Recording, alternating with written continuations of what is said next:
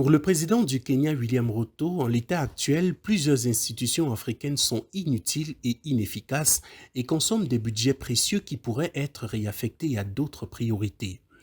À défaut de les supprimer purement et simplement, il propose de les réformer afin de leur donner une utilité plus marquante. Dans le viseur, entre autres, le Parlement panafricain qui, pour l'instant, est beaucoup plus protocolaire que pratique et a urgemment besoin d'une réforme, d'abord au niveau du nombre, mais également au niveau de ses missions. Aujourd'hui, le Parlement panafricain n'est pas connecté à l'exécutif de l'Union africaine.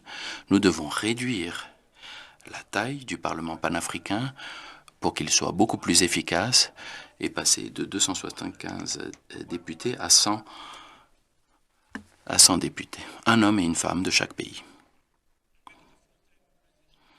Et ce Parlement doit siéger de manière permanente. Il devrait approuver le budget de l'Union africaine. Aujourd'hui, le budget de l'Union africaine est approuvé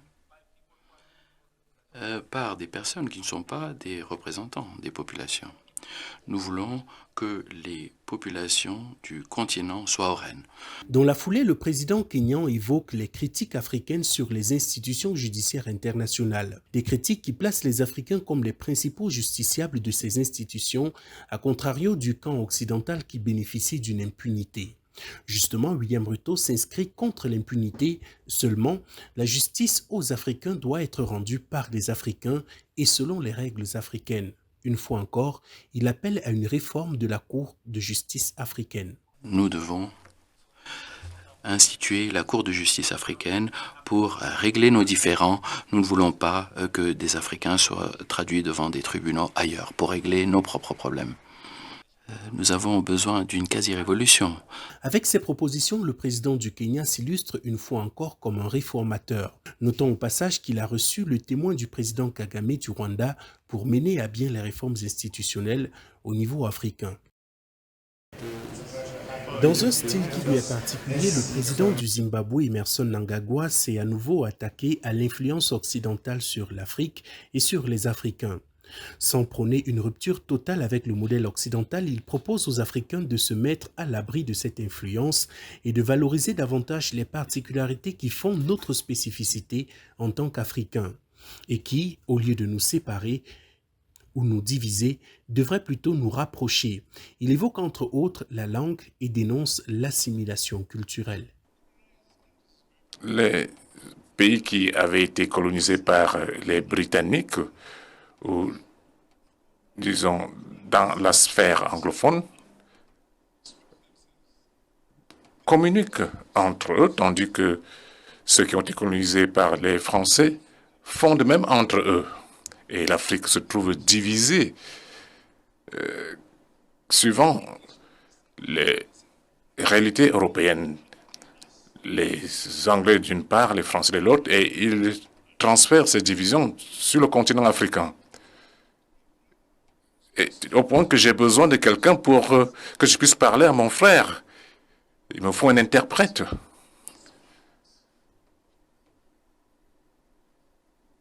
Nous devons trouver le moyen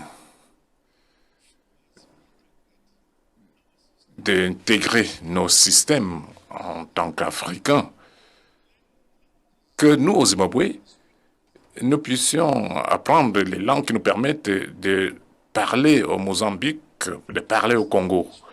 Mais il nous faut les langues étrangères, européennes, le français, l'anglais, pour nous exprimer, pour communiquer en Afrique. Mon frère ici, le président Ruto, parle Swahili. Le Swahili est parlé dans de nombreux pays. Pourquoi ne peut-il pas parler le Swahili et en faire une langue nationale pour que nous puissions tous parler Swahili? Mais nous exprimons une certaine fierté à parler en français ou en anglais. Et nous parvenons donc à convaincre des belles femmes à accepter qu'elles nous acceptent parce que nous parlons français ou anglais. Cette sortie du président zimbabwéen rentre en droite ligne de la vision africaine qui a toujours été la sienne. Par le passé, il a plaidé par exemple pour une réforme monétaire au niveau africain ou encore la réattribution aux Africains des ressources africaines sur le sol africain.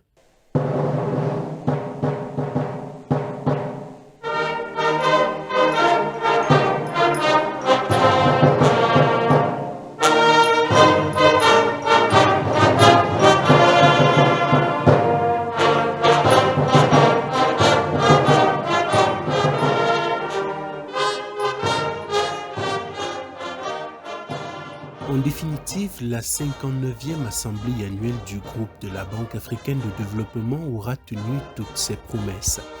D'abord en termes de participation, mais aussi en termes de réflexion et de proposition. On aura par exemple noté la proposition unanime de créer une agence de notation purement africaine qui sera en mesure de définir le niveau réel de risque sur le continent de manière à favoriser l'accès à coût réduit des pays africains au marché et à la dette. Les 59e assemblée annuelle du groupe de la Banque africaine de développement et 50e assemblée annuelle du Fonds africain de développement soulignent les impératifs pressants de développement de l'Afrique et de son engagement à un progrès aux effets transformateurs. Nous soulignons le besoin urgent de réformer l'architecture financière internationale, de renforcer les capacités pour que nous puissions donc avoir des instruments financiers effectifs et qui permettent donc d'atteindre les objectifs et de s'adapter aux circonstances changeantes. La recanalisation des DTS vers l'Afrique à travers la Banque africaine de développement renforcera donc les capacités et l'intervention de la banque. L'augmentation du capital de la banque permettra de protéger le statut de notation AAA de la banque, permettra donc à la banque de disposer des fonds pour faire face aux chocs extérieurs. Cette approbation pertinente va également renforcer le rôle de la Banque africaine de développement comme prêteur stratégique et premier prêteur en Afrique. Les recommandations des gouverneurs selon lesquelles la Banque africaine de développement puisse avoir une agence de notation indépendante a été faite par les gouverneurs. Je félicite donc les gouverneurs pour les efforts déployés en vue de l'atteinte de ces résultats nobles et désirables. Il y a également l'appel de la prise en compte du capital naturel des pays africains dans l'évaluation de leurs garanties.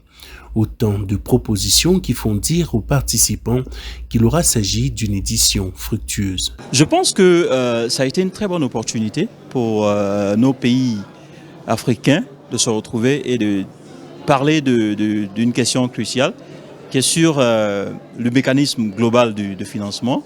Le mécanisme de l'architecture globale de financement.